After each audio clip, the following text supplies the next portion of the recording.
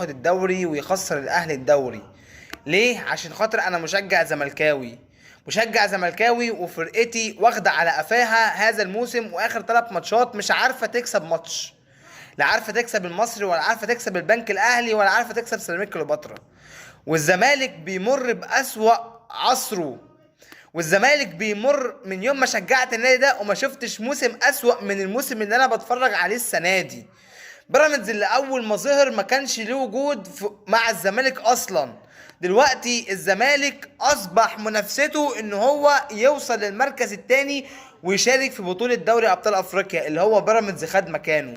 الزمالك يما كان بيقع بيمر بموسم سيء وزي الزفت وزي الطين والقطران، بيبقى بياخد المركز الثاني وبيلعب في بطولة دوري ابطال افريقيا. فاحنا كجمهور لما نشوف الزمالك بيلعب في دوري ابطال افريقيا احنا حلمنا ان الزمالك ياخد البطولة، فالزمالك يخرج من دور المجموعات من بطولة دوري ابطال افريقيا.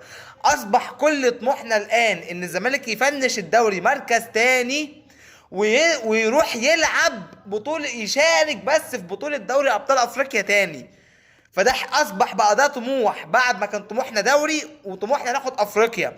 طموحنا دلوقتي ان احنا ننافس على الدوري ما ناخدوش، وان احنا نشارك في افريقيا. فكده بسم الله الرحمن الرحيم عايز اقول لحضرتك ان ده اول مرة تحصل في التاريخ ان احنا نحلم الحلم ده. ليه؟ لان احنا بقالنا سنتين وده الموسم الثالث احنا مش عارفين نروح دوري ابطال افريقيا. فاحب اقول لحضرتك مرحبا بيك في اسوأ المواسم اللي هتوصل. يعني الزمالك هيروح مواسم او لو مشي بالشكل ده هيروح حته عمر الزمالك في حياته ما راحها.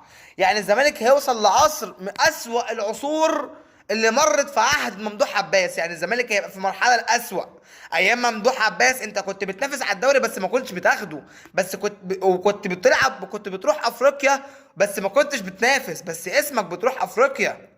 فشفت الفرق دلوقتي؟ انت بقى حلمك انك تنافس على المركز الثاني. انت دلوقتي حلمك انك تلعب في دوري ابطال افريقيا بدل الكونفدراليه. فاحب اقول لحضرتك ان مرحبا بانهيار الزمالك وهيبقى في مكانة الاسماعيلي. السلام عليكم.